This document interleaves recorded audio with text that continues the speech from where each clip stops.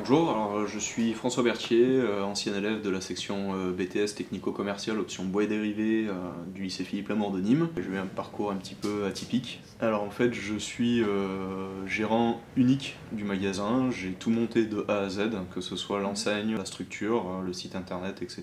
C'est tout sorti de mon esprit quoi. Voilà, en fait je suis un grand passionné de sport de glisse et notamment de roller depuis plus de 23 ans. Déjà à l'époque où j'ai entamé le BTS, je pratiquais. Je n'ai pas forcément trouvé dans mon domaine principal qui était le bois, donc je me suis retourné vers ma passion et j'ai réussi à rentrer dans un magasin en fait, qui vendait tout ce matériel. Donc j'ai fait quelques années en tant que vendeur, puis de fil en aiguille, l'initiative de monter ma société. La clientèle du magasin est assez large, elle va aller de 6 à 70 ans, principalement des jeunes ados, donc entre 12 et 18 ans. Mais voilà, on a vraiment de tout parce qu'on vend autant du matériel de freestyle pour faire des figures qui s'adresse plus à un public de jeunes que du matériel de loisir pour des gens qui veulent simplement faire de la balade. Donc on a vraiment de tout et autant du masculin que du féminin.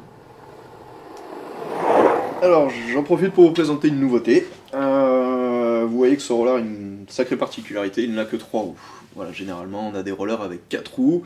Donc pourquoi 3 roues? En fait tout simplement parce que ça permet d'augmenter le diamètre de la roue et donc la vitesse, tout en gardant une platine qui est assez courte et donc réactive. Voilà, donc ça c'est l'avenir du roller. Ça fait une petite année maintenant que les fabricants se penchent de plus en plus sur le concept, et puisqu'ils se sont rendus compte que les pratiquants ont besoin de beaucoup de vitesse, mais veulent garder de la maniabilité, parce que on va dire qu'une grosse partie des pratiquants utilisent ce patin en ville, donc on a beaucoup de trottoirs à monter, de gens à esquiver, etc. Donc il faut garder de la maniabilité, mais ils aiment quand même quand ça va vite, donc du coup voilà, on passe sur du 3 roues. C'est l'avenir du roller, ça s'oriente là-dessus. Au niveau des qualités, je pense qu'il est très important d'avoir le sens du contact, surtout dans un milieu comme celui-ci, où que la personne ait 6 ou 70 ans, il faut avoir un relationnel sympathique, c'est-à-dire qu'on va tutoyer très facilement les clients, quel que soit leur âge, toujours dans le respect, mais voilà, on les tutoie parce qu'on est dans un esprit cool, on vend pas des voitures de luxe, on vend pas des bijoux, les gens qui pratiquent sont des passionnés comme nous. Alors, l'évolution du magasin, une question qui est pas facile. Des ambitions, j'en ai plein. Après, je suis comme tout le monde. On vit dans un pays où c'est un peu dur de réaliser ses ambitions. Donc ça prend du temps, on essaye de le faire, c'est vraiment pas facile. Donc déjà j'ai bien progressé puisque pour la petite histoire j'ai démarré mon commerce dans mon appartement. Je stockais tout le matériel dans ma chambre et je dormais sur mon canapé. Et je vendais que par internet. Et les week-ends j'allais faire des stands où il y avait des événements, des courses de roller, des choses comme ça, et j'allais vendre mon matériel sur les stands. Partie de ça, ça a duré pendant 6 mois. Au bout de 6 mois j'ai ouvert mon premier magasin qui était en centre-ville de Nîmes avant, qui était un petit local d'une trentaine de mètres carrés. Et là, depuis août, en fait, je suis dans ces locaux. Donc on a triplé la surface, c'est déjà pas mal. Le site internet a beaucoup évolué aussi. Maintenant, on vend de plus en plus à l'international, alors qu'avant, on vendait qu'au niveau national.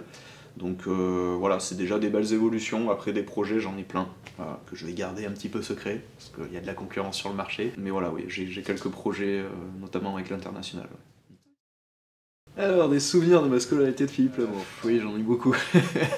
Alors, comme tous les jeunes, c'était surtout les bringues.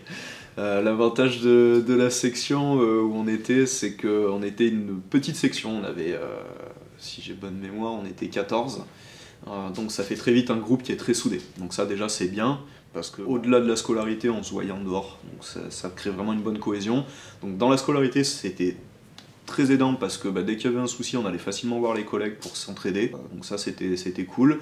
Et après, ce qui est bien aussi, c'est qu'on avait une équipe pédagogique au niveau des profs qui était vraiment à notre écoute et qui était là, on va dire quasiment tout le temps, dès qu'on avait une difficulté ou quoi, pour reprendre quelque chose au cas par cas, etc. Le fait qu'on soit moins nombreux, en fait, on arrive mieux à se concentrer sur les problèmes d'un élève. Enfin, je parle en tant que prof, je pense que c'est ça qui faisait.